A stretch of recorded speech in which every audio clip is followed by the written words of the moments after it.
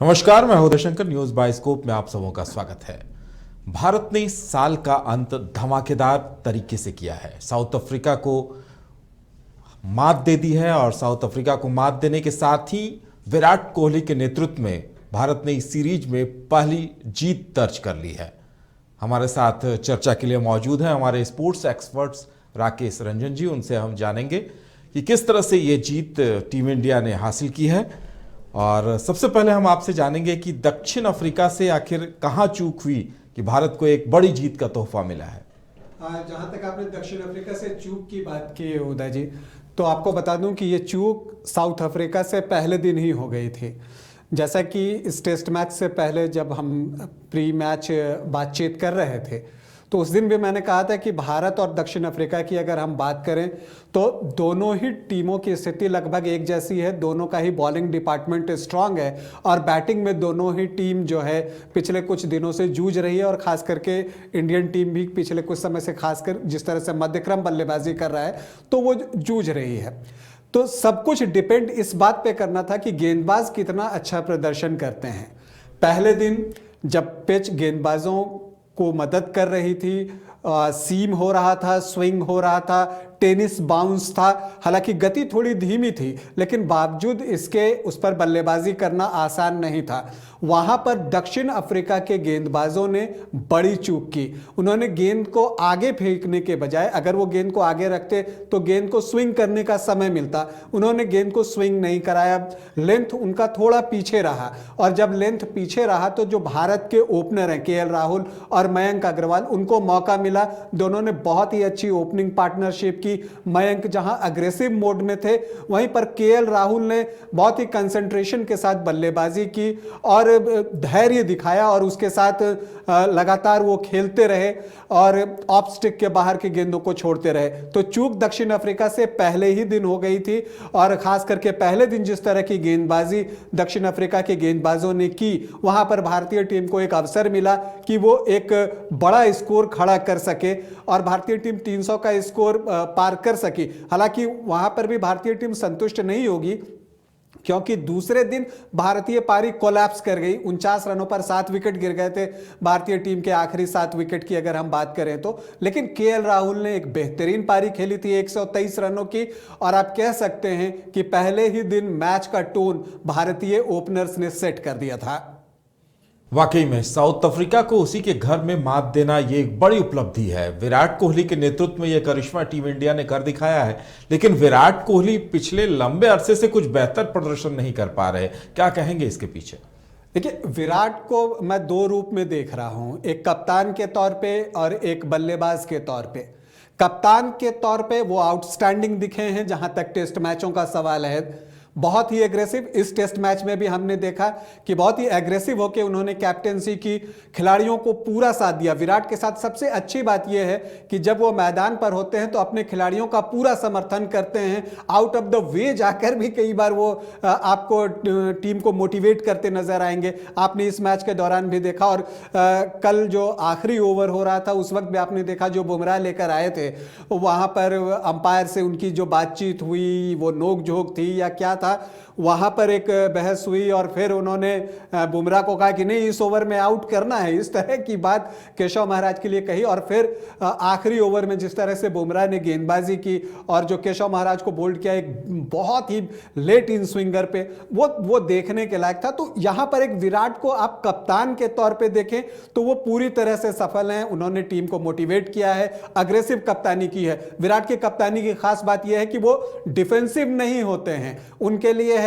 कि या तो जीत या तो हार, वो मैच में निर्णय के लिए जाते हैं और ऐसा उन्होंने कई बार दिखाया भी है। और यहां पर भी हमने देखा कि एक दिन पूरा बारिश की भेंट चढ़ गया लेकिन बावजूद इसके टीम इंडिया ने 5वें दिन आज बड़ी जीत दर्ज की। तो एक कप्तान के तौर पे विराट कोहली को मैं पूरे अंक दूंगा। लेकिन जहां तक बल्लेबाजी की बात है तो पिछले कुछ समय से मैं देख रहा हूं कि विराट कोहली में कंसंट्रेशन की कमी दिख रही है। देखिए, ये इंटरनेशनल क्रिकेट है और ये बताने की जरूरत नहीं। विराट के बारे में ऐसे भी टेक्निकली कुछ कहना मेरे जैसे लोग के लिए संभव नहीं होगा, वो बहुत ही समृद्ध हैं तकनीक के मामले में। लेकिन बावजूद इसके ये देखने में आ रहा है कि विराट कोहली ऑफ स्टिक के बाहर की गेंदों पर छेड़खानी करते हुए विकेट के पीछे लपके जा रहे हैं, या तो स्लिप में या विकेट कीपर के द्वारा। यहां पर भी हमने देखा दोनों ही पारी में कवर ड्राइव खेलने की कोशिश में वो विकेट के पीछे लपके गए, एक बार टॉप हैंड और एक बार बॉटम हैंड वहां पर जिम्मेदार रहा। तो ये चीज समझनी होगी। सुनील गावस्कर ने भी कहा कि यहां पर धैर्य दिखाना होगा, आप हर वक्त स्ट्रोक नहीं खेल सकते, और यही हो रहा है। आप देखेंगे कि विराट छोटी छोटी पारियां खेल रहे हैं, 35 रन 37 रन, जैसे इस मैच में अभी 35 रन पहली पारी में बनाया, दूसरी पारी में 18 रन बनाया। तो आप ऐसा नहीं है कि 10 रन के अंदर आउट हो जा रहे हैं, उस वक्त आप आउट होते हैं तो आपको क्षमा किया जा सकता है कि आप सेटल नहीं थे, आप सेट नहीं थे और आउट हो गए। लेकिन विराट यहां पर जमने के बाद आउट हो रहे हैं, अच्छी गेंदें खेल लेने के बाद आउट हो रहे हैं, तो यह कंसंट्रेशन का लैक है। अब यह है कि उनके स्ट्रोक पर पाबंदी लगा दी गई है, जो रिस्ट के साथ वो खेलते थे, ऑन साइड पे जो रन बनते थे उस पे गेंदबाजों ने रोक लगा दिए। तो ये इंटरनेशनल क्रिकेट है, यहां पर ये होगा, आसानी से रन नहीं मिलते, ना ही कोई आपको आसानी से रन बनाने देगा। तो विराट की इस कमजोरी पर गेंदबाजों ने बखूबी काम किया है और इन्हें ऑफ स्टिक के बाहर 5th स्टंप 6th स्टंप पर बॉल रखकर परेशान कर रहे हैं। विराट को इससे जल्दी ही निजात पाना होगा। एक दूसरी वजह जो मुझे लगता है कि शायद विराट के दिमाग में बहुत सारी चीजें भी चल रही हैं। हम जानते हैं क्रिकेट एक माइंड गेम है, और जिस तरह के विवाद पिछले कुछ दिनों से विराट के साथ लगे हुए हैं, इवन दो बीसीसीआई के साथ उनके कुछ विवाद, जिस तरह से उन्होंने पीसी कर लिया था, यहां आने से पहले सौरव गांगुली से बहुत अच्छे रिलेशन की बात आप नहीं देख रहे हैं। हम ये भी देख रहे हैं कि वहां पर उन्होंने जिस तरह से बात की थी कि सौरभ ने मुझे कैप्टनसी से हटाने की बात, जब मैंने T20 में कैप्टनसी छोड़ी थी तो सौरभ ने मुझसे कोई बात नहीं की थी, जबकि सौरभ ने उससे पहले कहा था कि हमने उन्हें रुकने को कहा था। तो इस तरह के जो मैदान के बाहर के डिस्प्यूट हैं, मुझे लगता है वो भी उनके दिमाग में प्ले कर रहा है, और खेल के दौरान वो दिख रहा है, वो बहुत सारी चीजें एक साथ करने का प्रयास कर रहे हैं। लेकिन जैसा कि मैंने कहा कि विराट के बारे में बोलने के लिए मैं बहुत ही छोटा हूं, बहुत ही महान खिलाड़ी हैं, और मुझे पक्का विश्वास है, ठीक है 2 साल से उनके बल्ले से शतक नहीं आया है, इधर एवरेज टेस्ट मैचों में बहुत खराब रहा है, लेकिन बावजूद इसके मुझे लगता है कि विराट वापसी करेंगे, और जब वापसी करेंगे तो जबरदस्त वापसी करेंगे। चलिए, ऐसे ये भी एक उनके लिए बेहतर मौका था, लेकिन वो चूक जा रहे हैं मौका। रंजन जी, आपसे जानना चाहेंगे टीम इंडिया में क्या कुछ और सुधार की गुंजाइश देख रहे हैं आप? देखिए, टीम इंडिया में जो सुधार की गुंजाइश है वो मध्य क्रम में है। हम विराट कोहली की बात कर चुके हैं, अभी हमने देखा कि उनका पीछे औसत जो है वो बहुत अच्छा नहीं रहा।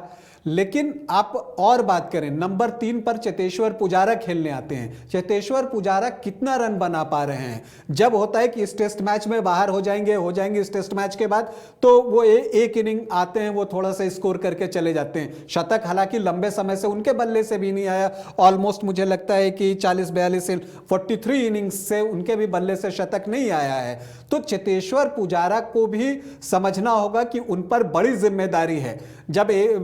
इससे पहले जब ऑस्ट्रेलिया के टूर पे टीम इंडिया गई थी, उस वक्त चेतेश्वर पुजारा के प्रदर्शन के बदौलत ही टीम इंडिया ने ऑस्ट्रेलिया को हराया था। लेकिन इधर हाल के वर्षों में हम देख रहे हैं कि चेतेश्वर पुजारा बिल्कुल आउट ऑफ फॉर्म है। वो शेल में चले जाते हैं, ओवर डिफेंसिव हो जाते हैं और सडनली अपना विकेट गंवा देते हैं। यही हाल अजिंक्य रहाणे का है। हालांकि रहाणे ने यहाँ पहली पारी में अच्छी बल्लेबाजी की थी, लेकिन वो काफी नहीं है। आप एक बल्लेबाज हैं और आपसे हम चाहते हैं कि आप कुछ पारियों के बाद एक लंबी पारी खेलें जो 3 अंकों का हो कम से कम।